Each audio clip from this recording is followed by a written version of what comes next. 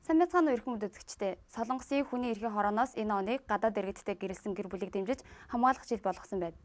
Арьс өнгө хэл соёлоор ялгуурлан гадуурх явдал үгүй болж дэлхийн нийтээр нэгэн гэр бүл бид болох өдөр эрхийг хүсээд гадаад иргэдэд зориулсан 2 сарын сүүлчийн мэдээгээ та бүхэндээ хүргэе. Эхний мэдээ маань хууль зүйн яамтай холбоотой мэдээ байна. Хууль зүйн яамнаас сар бүр хууль бусаар оршин суугч 3,000 гадаад иргэдийг албан гаргахаар боллоо. Солонгосын засгийн газраас албатан болон сайн дураар буцаах аян тасралтгүй явуулж байгаа хэдий ч хууль бус иргэдийн тоо улам нэмэгдэж байгаатай холбоотой хууль зүйн яамнаас энэ оныг хууль бусаар оршин суугч иргэдийг багасгах жил болгон зарлаж цагдаа, иммиграшн, прокурор зэрэг 10 гаруй газартай хамтран баримтчилгааг чангатгаснаар сар бүр 7,000 орчим хууль бус иргэдийг албатан болон сайн дураар буцаах бодлоготой гэж мэдгдсэн байна. Хууль зүйн яамны 2005 оны 12 дугаар сарын судалгаанаас үзвэл одоогийн байдлаар Солонгост 180,000 орчим хууль бус иргэд оршин сууж байгаа бөгөөд уг тоо сар бүр 3,000-аар нэмэгдэж байгааж. Харьяаллын хувьд хятад иргэд хамгийн их байгаа бөгөөд Бангладеш, Филиппин удаалж байна. Улмаар хууль зүйн яамнаас 2008 он хүртэл хууль бус иргэдийг 90,000 болгож цөөрөлөх төлөвлөгөөтэй байна. Жижиг дунд үйлдвэрийн эзэд аж үйлдвэрийн дадлагын системийг цуцлахгүй байхыг шаарджээ. Гадаад ажилчдыг албан ёсны гэрээгээр ажилуулсан ч тэдний эрх ашиг зөрчигдсөөр байгаа билээ. Өнгөрсөн хугацаанд гадаад ажилчдыг хөлс хүчийг шулсан гэгдэж хамгийн ихтэй байсан аж үйлдвэрийн дадлагын системийн талаар жижиг дунд үйлдвэрийн эзэдийн бодол өөр байна. Өнгөрсөн 22-ны өдөр ЯОИ-д аж үйлдвэрийн дадлагын системийг цуцалж албан ёсны гэрээний системийг мөрдөхөр болсныг эсэргүүцсэн жижиг дунд үйлдвэрийн эзэд Солонгосын засгийн газарт хандан дадлагын болон албан ёсны гэрээд ажилчны гэсэн уг хоёр системийг хамтдан хэрэгжүүлж жижиг дунд үйлдвэрт дэмжлэг үзүүлэхийг шаарджээ. Жижиг дунд үйлдвэрийн эзэд гадаад иргэдийг гэрээд ажилчнаар авах үед тэдэнд 13 дахь сарын цайлан ажлаас халагдах мөнгө зэргийг олох ёстой учраас үүнээс зайлсхийн дадлагын системийг хэвээр бүртгэхийг хүссэн байна. Мөн гадаадын ажилчдыг авч ажилуулах үе шат нь яривхтай байдаг зэргээр ажиллах хүчийг нийлүүлэх бодлогын дутагдaltaй талыг шүүмжилж оновчтой тогтолцоог бий болгож өгөхийг хүссэн байна. Жижиг дунд үйлдвэрийн эзэдийн шаардаж байгаа оновчтой системд цагааж ажилчдын эрхийн талаар дурдсан хэсэг нь сонирхолтой байна. Цагааж ажилчдын хүүхдүүдэд зориулсан тусгай ангийг бий болгоно. Кёнгидогийн боловсролын хэлтсээс Шихэн болон Ансанд 3 сараас эхлэн тус бүсийн сургуулиудаас нэгийг сонгон цагааж ажилчдын хүүхдүүдэд зориулсан тусгай ангийг нэхэр болжээ. Уг анги нь 6-аас 12 насны 15 сурагчаас бүрдэх юм байна. Үүнд зөвхөн эцэг эх нь хоёулаа гадаад харьяалалтай хүүхдэд хамрагдах юм байна. Энэ тусгай ангид орсноор солонгос хэл соёлоос суралцах ба математик, биеийн тамир зэрэг бусад суурь хичээлүүдийг солонгос сурагчдын хамт сонсох боломжтой болох аж. Олон улсын эрүүл мэндийн сангаас цагааж ажилчдын эрүүл мэндийн байдлыг судалжээ.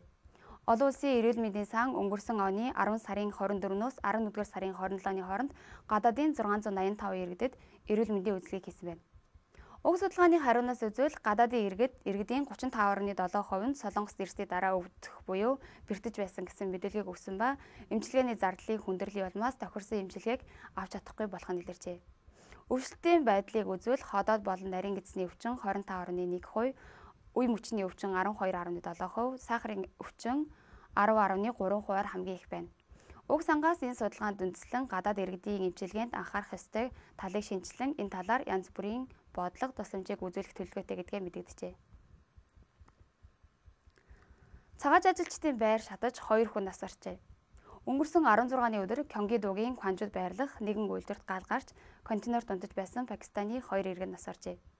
Энэ гал нь 1 давхраас эхэлсэн бөгөөд 4 давхар дундаж байсан 6 гадаад иргэдийн дотроос 4-8 гарч чадсан боловч 2 нас барсан байна. Цагдаа нар уг галын шалтгааныг шалгаж байгаа бөгөөд үйлдвэрийн хашаанд байсан материал галж чадсанд үндэслэн лавлан шалгаж байгаа юм байна. Филиппинд хөрс нурж Оросд их хэмжээний цас орсны улмаас олон хүн амьд өргөджээ.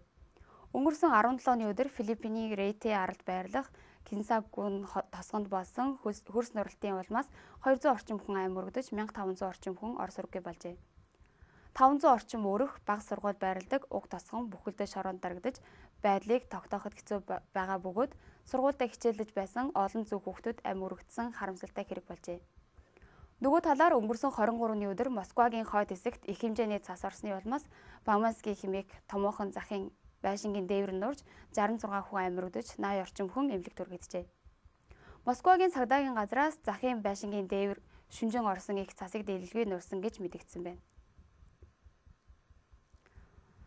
Шинээр гарсан 5,000 вон дотор мөнгөжүүлээгүй дэвсгэртэйжээ. Солонгосын Төв банкнаас 5,000 дэвсгэртийг шинээр гүйлгээнд оруулсныг та бүхэн ажигласан баг.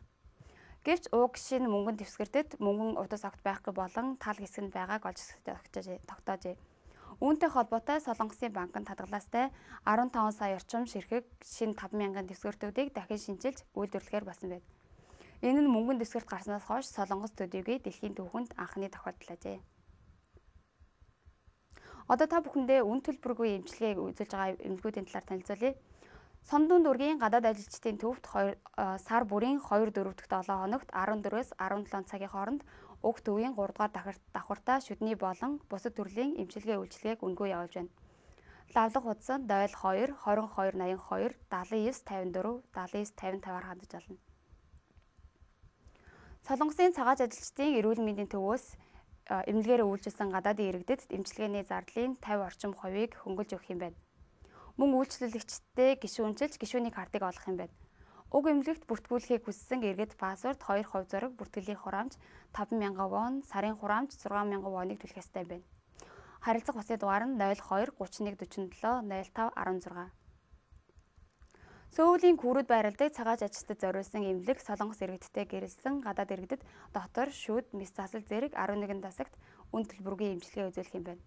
Харилцах утас нь 02 863 66 22. Чинсанду буддын шашны байгууллага нь сар бүр төрөлхийн болон үйлдвэрийн ослын улмаас гэмтэл соггыг олсон нэг хүн үн төлбөргүй мис засал хийж өгнө. Харилцах утас нь 02 735 8192 010 67 45 16 9. Та бүхэн өргөнөөр ашиглаж үйлчлэхийг хүсэж байна. Ингээд та бүхэндээ зориулсан 2 сарын сүүлийн 7 хоногийн мэдээг өндөрлөе. Мэдээг анхааран сонссон танд баярлалаа. Танд аз жаргалыг хүсье.